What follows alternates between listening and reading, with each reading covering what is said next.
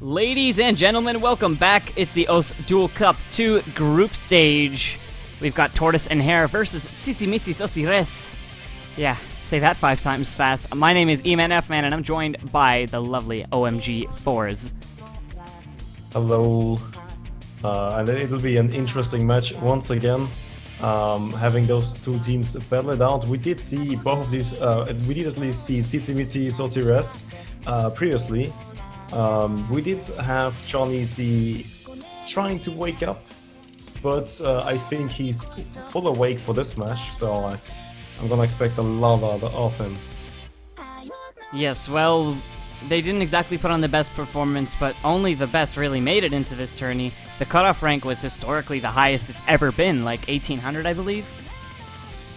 Yeah, so that's actually pretty low. We've got the cream of the crop here, and it was, I should say, open for anyone to join, but the fact of the matter is that so many teams joined that the average rank of the 64th team was 900.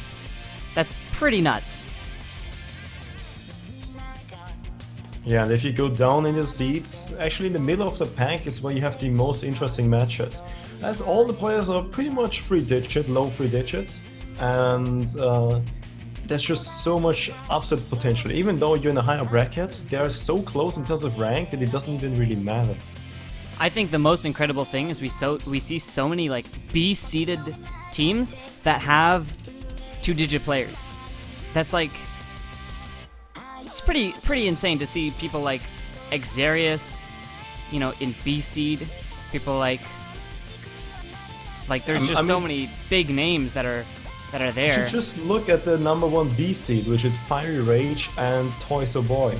Like, those two gigantic monsters of tournament players are together, and they're just B seeded in terms of rank. And then you look at some of the other huge names in there. You have basically Kainen and Quantek, right? You have Akane Yuki Haganeno, B-seeded? Really? Apraxia Miniminwu, right? Like, this is the world championship team of OS World Cup we're talking about here. B-seeded! Right? And now we have ourselves this match here. Kaifin and Karalis are insanely good Canadian players. And I believe they were on the team this year, or at least Karalis was. Yeah, the Canadian OWC team. And C-seeded! C-seeded! C-tier! Really? To see someone like Jappy Babes Cytox, to see them C-seeded tier? Like, really? Well, but to be fair, Jappy Babes and Cytox are washed up players. Okay, but they are team washed up, sure. But oh, they are even called washed up. I didn't know this. Yep, they're literally team washed up, and that's what happened. That is quite fitting, I have to admit. Yeah, hopefully, we do have a match going on. Hopefully, of no washed up players. Zytox was, I think, the second best Swedish player on the OS World Cup team for that country this year. I think the best was probably, what's his name? My friend. I'm just trying to plug him. Hunter? No, not Hunter. Rethor? No. No, I think last ODC for Swedish, the Swedish team, Xalux wasn't even playing. I think it was completely new blood. Or was I thinking Norway? Oh, I might have been thinking Norway. Rip. Yeah, but we actually are gonna come into the first map, which is gonna be a Camila map, probably. It's Prolovis, and it's not the pretty version. It is a little bit of an easier version. Has really tricky sliders, a bit of long stream on low BPM, around 160 BPM. Things to look out for. The spacing and the stream patterns are gonna be interesting to look out for as well in the later part of it. But for now, enjoy the 1 minute long intro of the song. Absolutely insane. To be fair, isn't the song actually longer than the map? Like, isn't this one of those not necessarily complete maps? Yeah, I think so. I mean, I would imagine it to be a lot longer because the beginning it feels like a long, winded intro, and then it suddenly kicks off the intensity for like 20 seconds. I'd imagine there's a longer version of this. Wouldn't make really sense in that case. Well, off the bat, 4 full combos, but this AC difference is huge. 92% from Johnny Z means that they're already down by about 60,000 points. Make that 100,000 now. Yeah, but now the stream practice map is gonna come into play. Uh-oh, Kaifin whiffed a little bit. And now Tzitzimitzixotzires is looking to take the first point. Looking quite threatening here still with no breaks from them. Yeah, Johnny Z is actually holding a bet, increasing his accuracy on the streaming part. The beginning slider part was quite difficult, but fortunately he choked one streamer. Well, in an incredible turnaround by 160,000 points, Tzitzimitzixotzires takes that first point. No full combos. Kind of interesting because I believe we have seen this quadruple FC'd before. But then again, the players were sort of in different leagues. I mean, these are top tier players, but not the top of the top per se, still. Yeah, the creme de la creme. Yeah, exactly. I mean, there are no cookies in Kaoru, but... Well, we do have one giant monster team, which I believe is gonna be undefeated in the entire tournament. Doomsday and Wobbleful? No, I'm sorry. I'm gonna have to say Washed Up Wolf is not gonna help out a lot here. Because H-Rig and Rustbell are in one team, and that's just something I don't think can be beat by any other team. But who knows? Maybe old Doomsday and Wolf, the grandpas of O's, are gonna beat them. I've seen Doomsday win his fair share of tournaments. Yeah, but then again, I also won against Doomsday in a few tournaments, and I don't think I could beat H-Rig and Rustbell. So it's also always a matter of perspective and situation. Well, this isn't exactly one of those groups of deaths, so they're definitely going to be fighting hard in this, and every point is going to count for these guys being C and D seeded. And actually, coming back to the match, it's Funny Shuffle, one of the most banned map in the entire pool, I believe. People just do not like this one, because it's so technical, the sliders, the reading you need for this, so many overlaps. I like to call it the Xarius style sliders when it does the back and forth, like in his map How Should I Know, across the whole screen. Oh yeah, How Should I Know. I love that map. I also believe that was a bit of a homage to HoloWings. Yeah, that's right. Well, the Xarius map was. Yeah. And this might be an homage to Xarius, which is a homage indirectly to HoloWings. I guess so. Well, it looks like we had that first break from Corrales. Here are the big sliders and the back and forth that I like to call the Xarius sliders. Johnny Z and X Darkson, though, both breaking. Now Tortoise and Hare come back into the lead. Yeah, it's just such a trouble. Kaifin breaks that full combo, so no FCs left on the board, but another break from Darkson. So it's a comfortable 130,000 point lead right now for Tortoise and Hare, but that could change in an instant because we can see that none of these players are particularly extremely comfortable on this map. I would expect so, really, because this is not a mapping style you're used to seeing. This is quite gimmicky in terms of how it's mapped.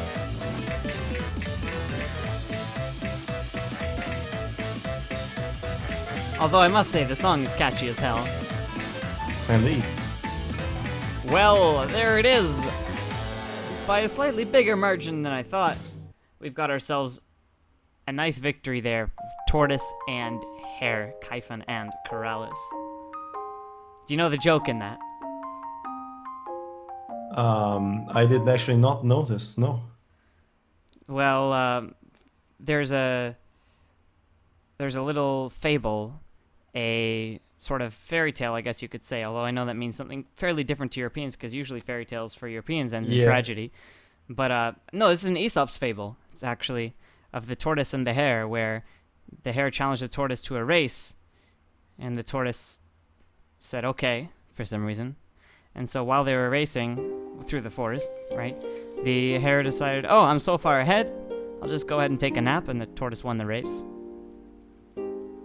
Damn. Because he went slow and steady, and it's supposed to teach the moral of hard work is important.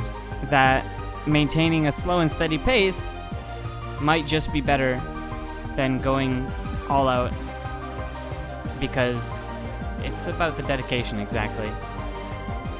But also because a tortoise is a slow animal and a hare is a fast animal, and I'm assuming one of them is good at high BPM and one of them isn't.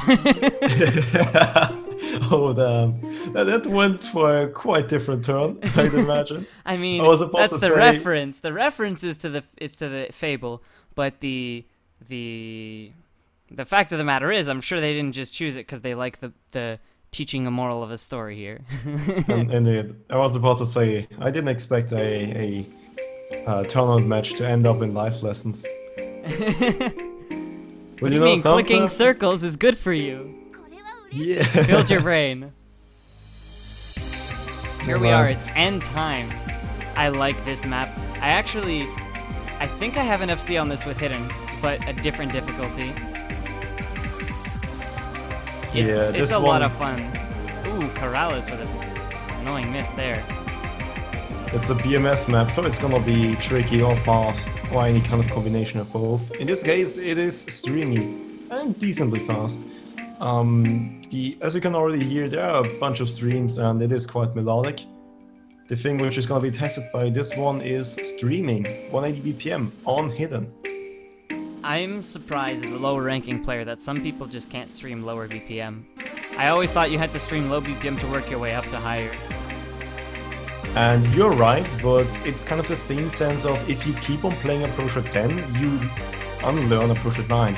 Obviously, you're gonna have to start somewhere on Approach 9, but then if you work your way up and you forget your basics, it's looking really bad for you. Here we go, hidden streams! And Bencho, there we go. They're not as spaced as you would expect them to be from a higher difficulty, but you know, it's still streaming on hidden. And that's something not everyone can do. Really, the trick to reading... Oh, they all nailed the jump stream there, but Kaifin took a huge accuracy hit here. Uh-oh, Kaifin missed one in the middle, but so did Johnny Z, hold on. Oh, this is gonna be close. This could be close. Ah, no, but Darkson has the combo advantage. Corrales, uh-oh, fell off the stream. That's not gonna be good for him. Darkson did miss in the end, but the accuracy and the combo advantage is just too high. Oh, come on, an FC would be too easy for victory, come on. Give yourself a handicap. There you go. 1% accuracy difference for all the players from Tzitzimitzixotzires. Damn, I butchered that one, I have to admit. But I did butcher their name. They did not butcher in the playing, because just look at the accuracy. Look at these difference. acts. 98.92 from both players, and then 97.8 versus 97.77 from Tortoise and Hare. Huh. Actually, almost identical. Unfortunately, Identical is not playing in this match. I didn't think he's even in the tournament, but he does cast. He does cast, that's why I remembered him. Payphone, this is something we don't see a lot either. Surprisingly, maybe just because it's long. Yeah, it is double time if I recall correctly, isn't it? Yep, it's double time and it's an old map. It's from 2010? I know why this isn't picked often, I remember this. While the Greece team on the right does have a disadvantage on higher BPMs on double time, for example, they were lacking quite a bit of prowess, losing against another team they played earlier by quite a lot. This one is a bit of a not a high BPM double time pick, but rather a tricky one. As in the middle section BPM. is really tough. Yeah, it's like an alternating map, you can almost say, 165 BPM. And it's doable because it's mostly doubles. You really have to face doubles you have to hit. But in the middle, you have like pretty much an alternate section, and that's gonna make or break your combo. There are a few spaced triplets all over the entire map to look out for. Wiz Khalifa's verse is, because it's a rap verse, it's rhythmically kind of nonsensical, but not exactly. Like, you have to sort of know the song to really get it right, because it's very difficult to read. But you know what I miss about old maps like this? The amazing symmetry. Oh yeah, copy paste, flip horizontally, let's go. Oh yeah. I miss that so much. I actually also miss it. It looks quite neat and tidy, I'd say. I just like how I believe it used to be one of the ranking criteria way back when. I don't know, you'd know better than me, you've been playing longer than I have. But it used to be part of the ranking criteria to have, oh, Johnny missing. To have, well, not Johnny missing, but to have an equal number of notes on the right and left sides for given time sections. Yeah, I wasn't really too fond of the mapping guidelines back then, but there was some kind of effect. Either a move by the ranking guys, by the beat map nominators. I mean, but back then they were the beat mapping group, wasn't there? Or the beat mapping team, BMT. Yeah, BMT. And then there were GMTs, which were the global moderator team. Oh god, all these acronyms. Here comes that rap verse. This is the make or break deal, but since Johnny and Darkson already missed, I don't think this is a make or break, but rather a let's go Tortoise and Hare into the tiebreaker. Darkson really dropping accuracy after that break too. That's looking really bad for him. But that double FC nonetheless from Tortoise and Hare, yeah, it does look like we're gonna see a tiebreaker. And at this point, actually, it almost looks like Tortoise and Hare are going to outscore individually. Not quite. Unfortunately, yeah. Corrales nearly outscoring the entirety of Tzitzimitzixotzires. The max points you can get from double time only is, I think, 1.2 million, because the multiplier is 1.2 plus spinner, yeah. But nonetheless, that close. perfect S from Corrales with a 164 UR. That's actually really good. And you know what else is good? Seeing a tiebreaker. A 7 minutes map with a great storyboard, just by the way. Oh yeah, I do love this tiebreaker. And the cool thing about this tiebreaker that we don't do in other tourneys is the fact that it's free mod, and I love to see people just try all kinds of cool things. I mean, we probably won't see a hidden, but like... There's at least a possibility, you have the choice. And you know, when there's I like to call it a true free mod. A true free mod. Yeah, because it's free, it's up to you whether you wanna pick a mod or not, so... In essence, it really lives up to the name of being a free mod. Free to mod if you wish. Yeah, free to mod. That's a good way to put it, I like it.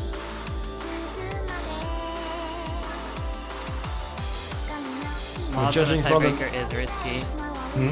Oh yeah, it is really risky. Just, if the tiebreaker were a bit shorter, on 5 or 4 minutes, maybe mods might look like a good idea. But 7 minutes, that's really risky. Well, for me at least, I think hidden is easier than no mod, but that's just me. Yeah, there are always a weird few people in the community, and it seems like you're one of them. It's just like, it's literally the same map, except less notes on the screen at the same time. Like, why can't people read easy? It's because of all the notes on the screen at the same time. That is a good objective analysis of the situation, but the thing is, it does require practice to get used to hidden, and thus reaping the fruits of it. But... You mean reaping the PP? Yeah, that's... Wait a sec. Hold on. Are you gonna look at my profile now? It's all hidden scores. The thing is, though, there's no incentive to play hidden because it features absolutely no incentive for PP. So why would you learn hidden, which requires plays? What do you mean? You can just play hard rock. Hard rock? No. See, that's assuming I can read AR10. Look, it also requires a bunch of practice. I'm surprised why people can't play hard rock. It's so much easier than the normal map. I mean, it's easy to read. It's a kosher 10. You can almost put the same arguments for hard rock, can't you? I mean, raised approach rate, sure, it's great, but objectively the circle size does change, whereas the hidden is the same map. Yeah, you do have at least a good counter argument. Saved yourself there. I guess I don't want to sound too much like someone who just spouts nonsense from others without thinking it over myself, but whenever I remember once seeing a video that Azer made about he called it, our player's going the wrong way. And I'm like, I'm glad I'm not the only person who's thinking this. But of course, now if I mention that video, people are going to be like, ew, Azer fanboy. Disgusting. I mean, I am a fan of Azer, of course. How can I not be a fan of the top player from my country? But even so. I'm impressed that everyone here is holding that full combo, though. Yeah, but those are pretty much the easy parts. There's still a bit of a slow build-up until a really intense one. And there's 2 or 3 intense parts in the entire map, which are things to look out for. Like a really high spacing, that's where the map really gets its 5.42 star rating. Do be reminded, though, that we've only really seen 1 FC over the course of the match. That was from Corrales on the last match. Actually, indeed, yeah, because it is 7 minutes long. I mean, obviously, you're gonna have people with varying consistency. Some players can FC every 1 minute 30 seconds map, but can't FC a 4 minute map. And some people can FC 4 minutes map for mid-long maps, but not 7 minute long maps. Because 7 minute maps are so rare. Because who the hell wants to map 7 minutes of gameplay? It takes so much effort and so much time. That's true. That's why this is a collaboration map. Indeed. As we've seen on so many long maps. But in the end, we get to have this really nice test of consistency, and that's amazing. I mean, it's no Blue Dragon Marathon. Oh, but that's an entirely different beast. But that's at least songs just put together. This one is like 1 song in 7 minutes. You need so many factors, like the song creator needs to put up and somehow make a melody for 7 minutes straight, which sounds good enough so people might want to map it for 7 minutes straight. So many factors coming together. Well, I mean, also understand that sometimes it's not just the mappers, but it's the players that don't have the patience to play the maps. Oh, that's also a factor. So it's nice to make them play it, at least if they can't make it through. I believe they played some of the very short. Well, Payphone isn't one of the shortest maps, but they played a lot of pretty short maps through this match, so this is payment. You played a long one now. No, but seriously, I'm loving the accuracy and consistency. All of a sudden, every player seems to got out of nowhere when we've only seen 1 FC. Oh, there's the choke! Oh, poor Corrales there. He over-aimed on the stream and completely missed it. But this is the intense part, so... Oh! Typhon! Oh dear, that's not going to be good at all for Tortoise and Hare. Tzitzimitzixotzires still holding a double FC. They're going to really build a lead off with this one. But if Tortoise and Hare are gonna be the Tortoise which goes slow and steady with their pace, while Tzitzimitzixotzires currently is the Hare. I'm sorry, almost messed it up again. Is it gonna prevail? Are they gonna miss at the end? Maybe have a comeback? Because they would need to take a break and fall asleep right now if they really want to do that. Well, I am very surprised, but we're seeing double FC. It appears, though, that everyone at least practiced this, because unprecedented level of consistency, especially considering what we saw from the rest of this match. Yeah, who knows, maybe the Hare actually learned from its mistake.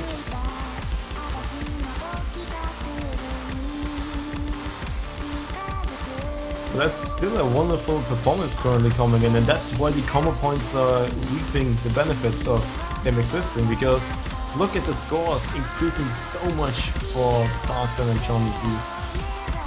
Oh, Johnny Z nearly missed there. Wow, this is really intense. Both of them now hitting that beautiful 2000 combo. At this point, there isn't much they can do to lose. Absolutely over. There's nothing you can really do here, I think. 2k combo. That's almost 500,000 points difference is just way too great. There's nothing you can do here. And no breaks on this intense part there. That was the last choke point, I believe. Yeah, I mean, it's still going strong, so you can still breaks. I wouldn't be surprised if suddenly we don't see a double FC, because we see a miss here in the end. But they actually managed to go through the most intense part. Once again. I'm blown away by this amazing performance. Still no breaks since that one in the middle there. I mean, incredible. Both Kyphin and Corrales basically choked within, or they broke within a couple 50 combo of each other, and unfortunately for them, right in the middle too, which really hurts their score. But look at that, we're gonna be seeing a double FC from Tzitzimitzixotzires. Crazy. We've never seen that. We've never seen FCs like this in the tiebreaker. No one has ever done that in the history of Dota. Look, look at the accuracies. I mean, 99.5, 99.15. That's double FC. I don't think you could blame Tortoise and Hare for losing this one, because Johnny there's Z, nothing they can do. 13 times 100, 94 UR, perfect S. Darkson, 22 times 100, 97 UR, 92 from Corrales, 82 from, wait, that's not an 82, is it? Looks like 82 from Kyphin. Incredible play from all these players. Mind-blowing. Double FC, that's one hell of a way to assert your dominance over the group. Tzitzimitzixotzires takes it 3-2. That was a really satisfying ending.